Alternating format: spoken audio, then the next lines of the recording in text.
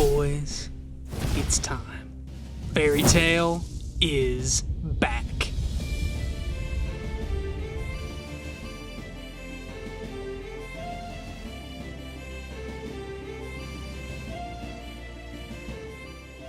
For all its plot-contrived, fan-servicey, outright ridiculous shonen nonsense, there's just something about Natsu and his story that never fails to light that 80s action movie monkey brain fire in my belly. And with a tale on that level of quality, the only path I saw to a fitting matchup for our Fire Dragon Slayer was from an equally plot-contrived, fan-servicey, outright ridiculous mess of a shonen that still somehow got my neurons lighting up like the 4th of July over a game of tag. So if you haven't heard, let me fill you in on the battle between devils by birth and heroes by choice, who fight fire with fire in the most literal sense. All set. Make me proud, hero. Will do. Now I've got a fire in my belly that's raging to get out.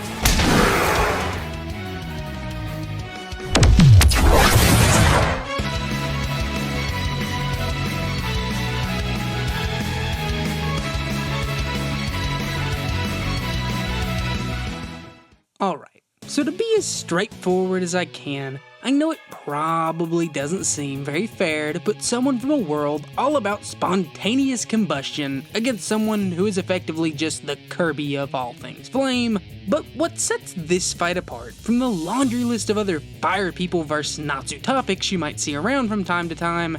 is one word: interpretation. Because whether you're in the 1% exclusively here for our favorite firefighter, or you're among the masses flocking in from the 100-year quest, it's not much of a secret that these two are particularly notorious in this community for that tricky word. Since, to put it bluntly, what you consider as fair and consistent for these characters purely depends on your thoughts about a handful of what I'd call micro-debates.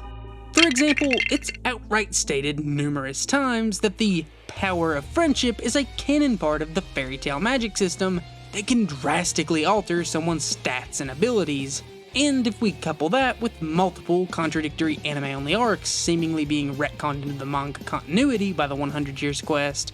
most fairy tale fans just don't really agree on how we should factor all those things into a proper discussion. And by proxy, they don't agree on how strong Natsu should be, how his magic works, or what parts of the story are even actually part of the story.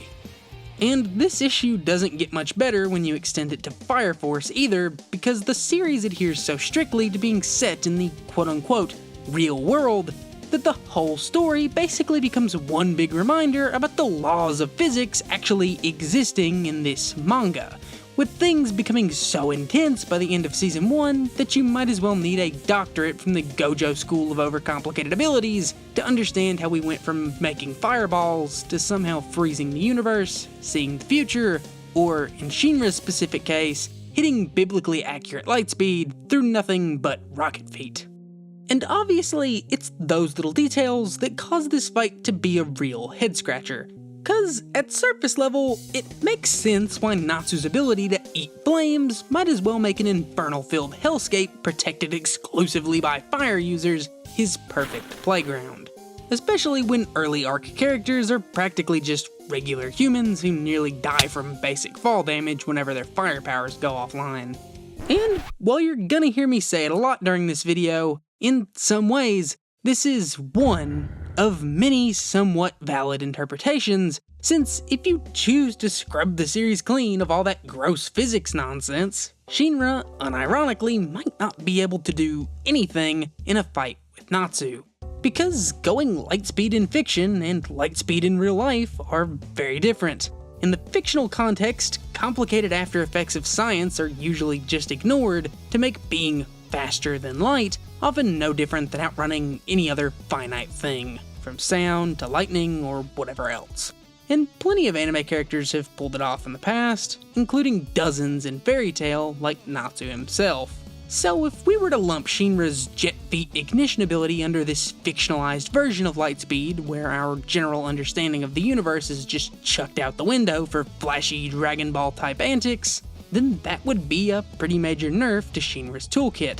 Since while most other characters in manga have no strict rules about defying science in whatever magical fictitious way they desire, it's been reiterated multiple times that Shinra is plainly hard capped at light speed, because by normal means, it isn't possible for him to go any faster within the narrative. So when stacked up against someone like Natsu, who's arguably been dodging light speed attacks for over 400 chapters in his casual base form, then not much else even really needs to come into play, as the fight is basically over before it can start. As this nerfed Shinra simply wouldn't be fast enough to activate any of his abilities around Natsu before they were eaten straight off his body. And even if he could, they would never be fast enough to actually land a hit on him.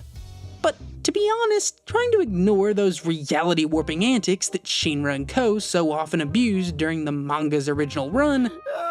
it's just not fair.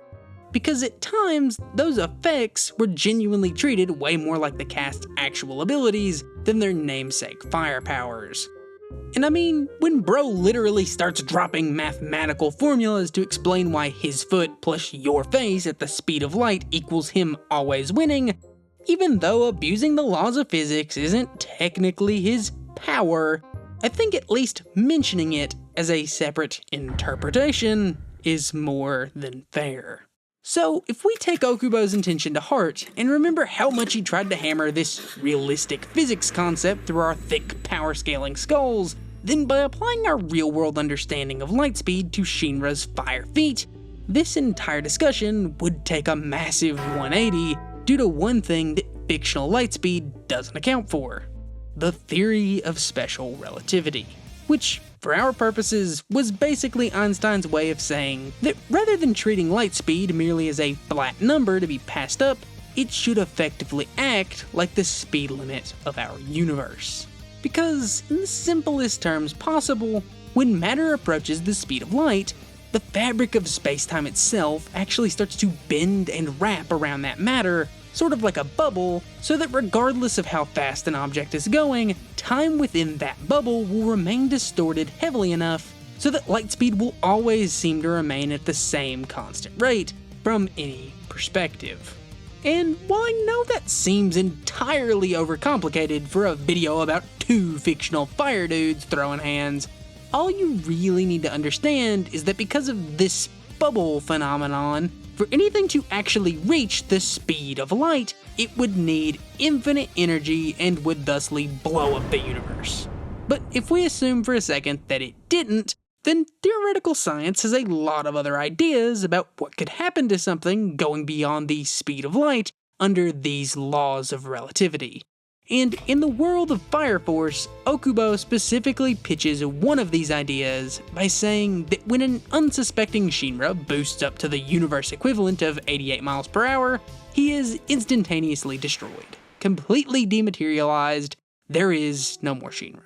However, because those atomized Shinra particles managed to defy the only rule of that time-space bubble from before, causality is broken, and you've effectively obtained straight-up time travel via something called superlight or immeasurable speed.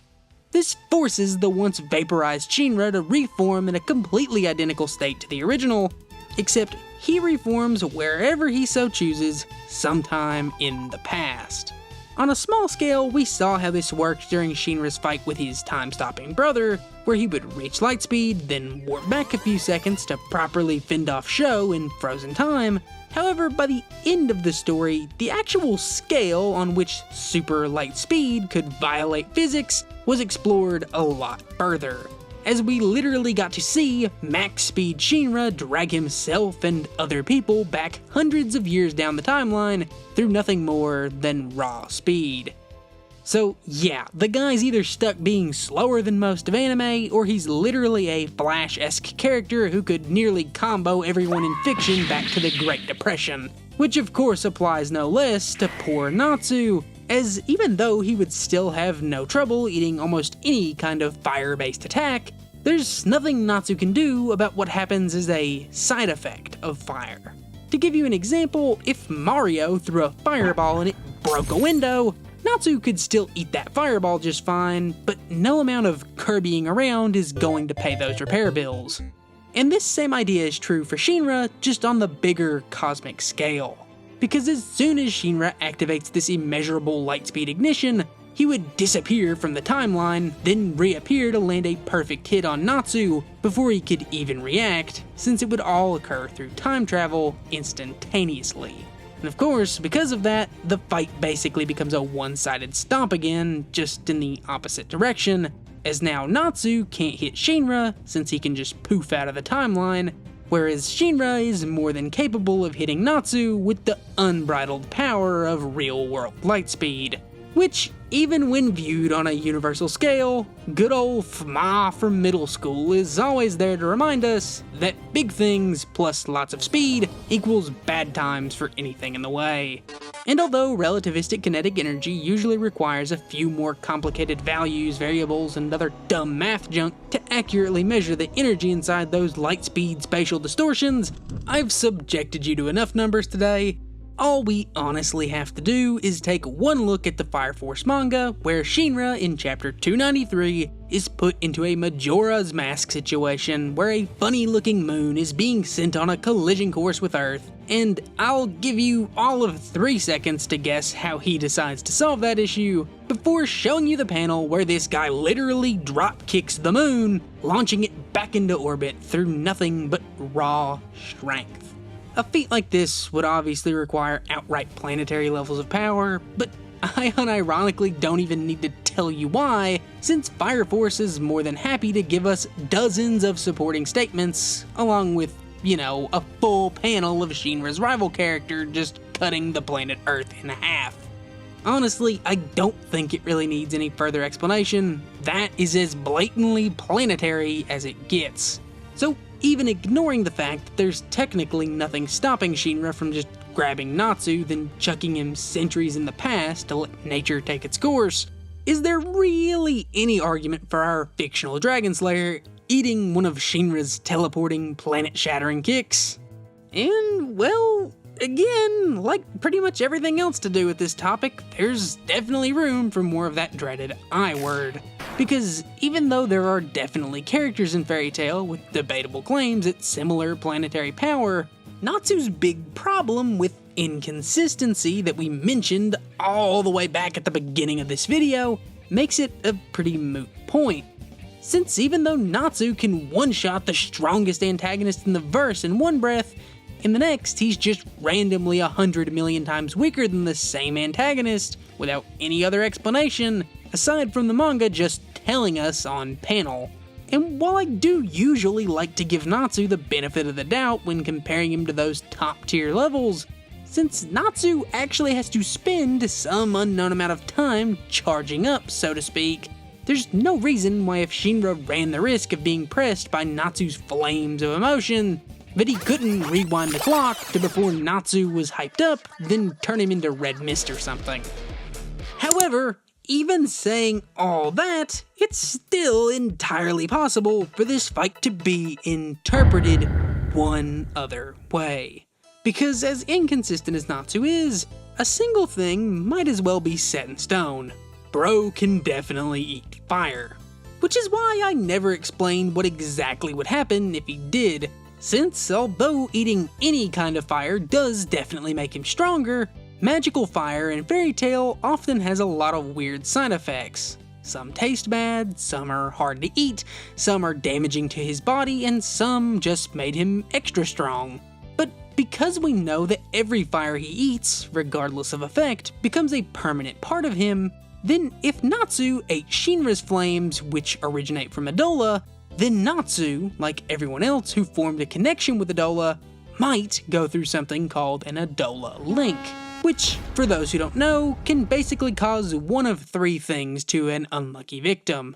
They could die on the spot, suffer brutal permanent burns after a brief vision of this other world, or they get superpowers. Assuming they get option 3, they're blessed with an Adola Grace, which is the same way that Shinra and all the other pillars learn to manifest their unique ignition ability. And in this perfect world where we assume Natsu ate fire off of Shinra before he could start time traveling around, if all the Adola Link nonsense goes exactly according to plan, then Natsu would likely become a pyrokinetic, just like Shinra, with a similarly busted physics-breaking special move that could not only prevent Shinra from blitzing Natsu, but may, in all likelihood, make him substantially more powerful than Shinra, since Natsu would now possess all of Shinra's abilities while still being able to absorb the fire right off him. Of course, at that point, since we're already about to touch Saturn from how far of a reach this is becoming, you might as well just let Shinra do the fusion dance to become Shinra Bancho Man, who easily wins this fight. But hey, cope is cope, so feel free to tell me which of those interpretations feels the most accurate to you in the comments. And that's all for today. Thanks, everyone.